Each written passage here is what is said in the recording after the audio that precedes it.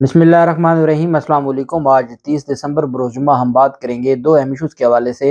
Islamabad high court नहीं खुली, पूरा जोर लगाया और एडवोकेट जनरल इस्लामाबाद ने और अटॉर्नी जनरल साहब के दफ्तर ने भी बड़ी कोशिश की। इलेक्शन कमीशन के जो डीजी लॉ हैं इलेक्शन कमीशन के, उनके जो लॉ ऑफिसर्स हैं, उन्होंने भी बड़ी कोशिश की कि इस्लामाबाद हाई कोर्ट में दरख्वास्त दायर हो जाए, इंट्रा कोर्ट अपील फाइल हो जाए। राना सनाउल्लाह ने बजाते खुद ज़ाती हैसियत में इसमें बड़ा कोशिश की, बड़ी स्ट्रगल की। आज़म नज़ीर तारड़ साहब ने कुछ लोगों से कहलवाया, सारा कुछ हुआ, लेकिन इस्लामाबाद हाई कोर्ट न खुली। और इस्लामाबाद हाई कोर्ट में सिर्फ एक जो वहाँ पर अफसर बैठे थे, वो किस लिए बैठे थे और कैसे इनको मायूसी हुई है और अब कैसे ये बदमाशी पर उतर आए हैं कि हम बगैर वो जो ऑर्डर है उसको सस्पेंड करवाए हम इलेक्शन नहीं करवाएंगे।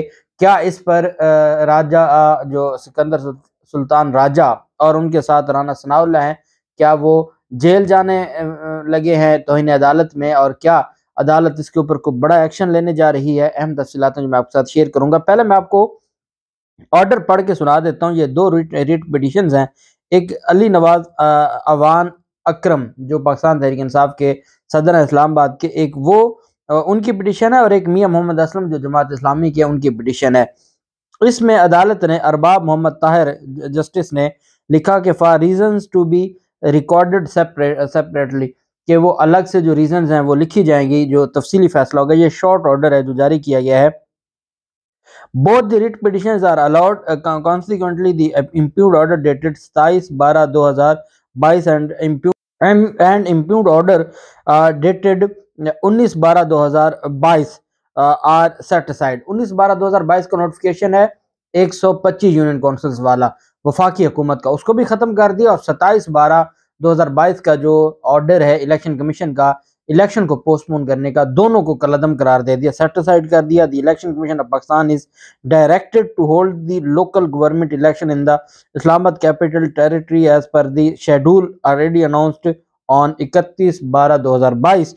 The federal government is directed to provide all the assistance to the Election Commission of Pakistan for conducting the local bodies elections as mandated by the Constitution.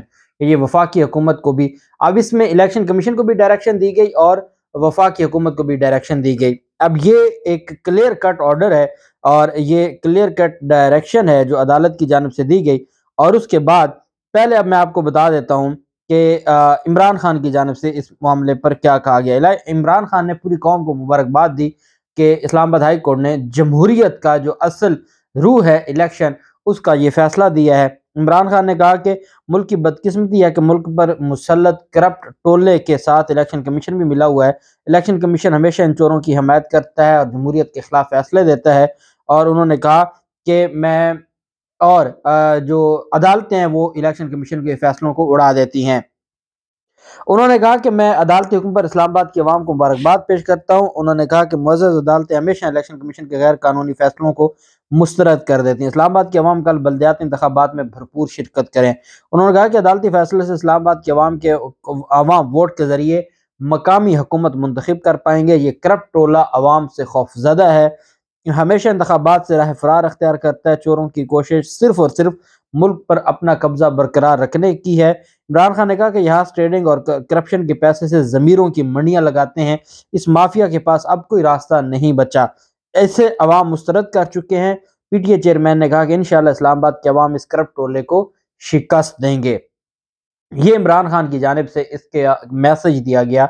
Islamabad high court के फैसले के बाद पाकिस्तान तहरीक इंसाफ ने इस फैसले का खैर मकदम किया और ये कहा कि जो जज साहब हैं उन्होंने आइन और कानून की बालादस्ती का हक अदा कर दिया। और आज अतर मिनल्ला साहब की याद ताज़ा हो गई इस्लामाबाद हाई कोर्ट में। और कुछ जो पीटीए रहनुमाओं ने यह भी कहा कि ये दूसरे जो अतर मिनल्ला जूनियर हैं जस्टिस अरबाब मोहम्मद ताहिर साहब के हवाले से कहा। अब इस पर पहला रिएक्शन मैं आपको बताता हूं और ये है राना सनाउल्लाह का। अब ये क्लियर कट तौहीन अदालत है और इस बुनियाद पर मैं ये ज़रूर कहूँगा कि अगर अदालतें इस पर एक्शन नहीं लेती और इस पर अदालतें उनको जेल नहीं भेजती, ओहदों से नहीं हटाती, तो ये मजाक होगा पूरे के पूरे निज़ाम का।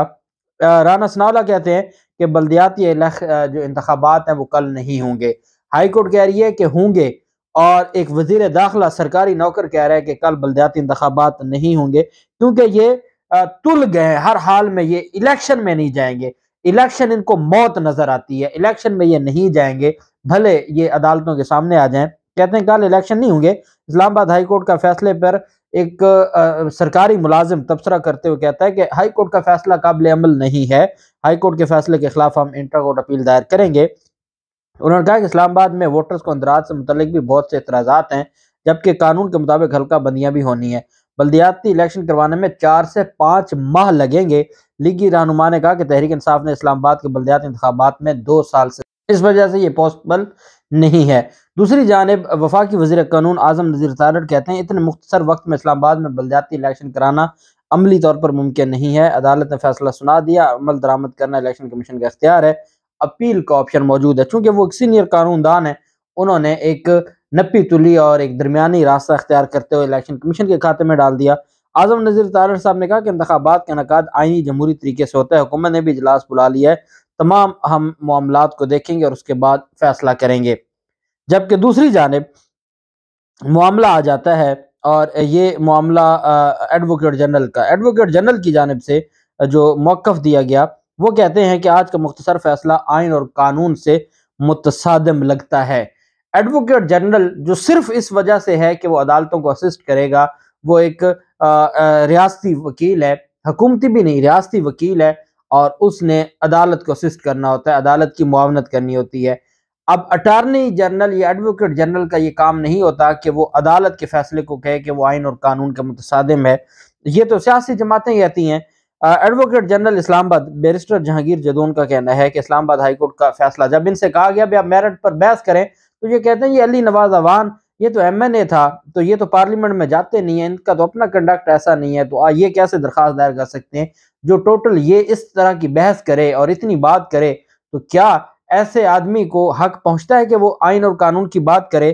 کہتے ہیں کہ جو یہ تفصیلی آرڈر نہیں ہے، اتنے شارٹ عرصے میں اس پر عمل نہیں ہو سکتا، متعدد ججمنٹس موجود ہیں کہ ایسا آرڈر پاس نہیں کرنا چاہیے جس پر عمل نہ ہو، یہ ایک ایسا آرڈر ہے جو نہ ادھر کا ہے نہ ادھر کا ہے، اور انہوں نے کہا کہ الیکشن کمیشن سے چیک کیا ہے، تمام معاملہ چھٹی پر ہے، اس وجہ سے اس پر عمل درآمد نہیں ہو سکتا۔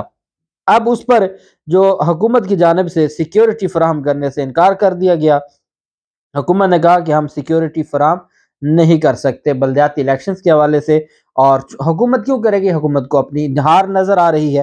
حکومت کی جانب سے انہوں نے صرف یہ کیا، حکومت کی طرف سے، کہ پہلے انہوں نے ایک نوٹیفیکیشن اس وجہ سے جاری کروایا، 125 یونین کونسلز کی 4 ماہ میں اتنی آبادی بڑھ گئی ہے کہ سیدھا انہوں نے 24 نئی یونین کونسلز بنا دی، تو اس پر جو ہے وہ وفاقی حکومت نے عدالتی حکم پر بلدیات انتخابات کے لیے سیکیورٹی کی فراہمی سے معذرت کر لی، اور ٹرانسپورٹ اور دیگر انتظامات نہ ہونے پر بلدیاتی انتخابات کا کل انعقاد ممکن نہ ہونے کا کہہ دیا۔ چیف الیکشن کمشنر کی زیر صدارت اجلاس ہوا جس میں عدالتی فیصلے پر عمل درآمد کے حوالے سے غور کیا گیا۔ اس میں یہ بتایا گیا کہ انتخابات کے لیے پریزائڈنگ افسر اور پولنگ عملے کا انتظام نہیں ہو سکا۔ ذرائع نے یہ بھی بتایا کہ حکومت نے بھی سیکیورٹی کی فراہمی کے لیے معذرت کر لی ہے، ٹرانسپورٹ اور دیگر انتظامات بھی اتنے کم وقت میں ممکن نہیں ہو سکتے۔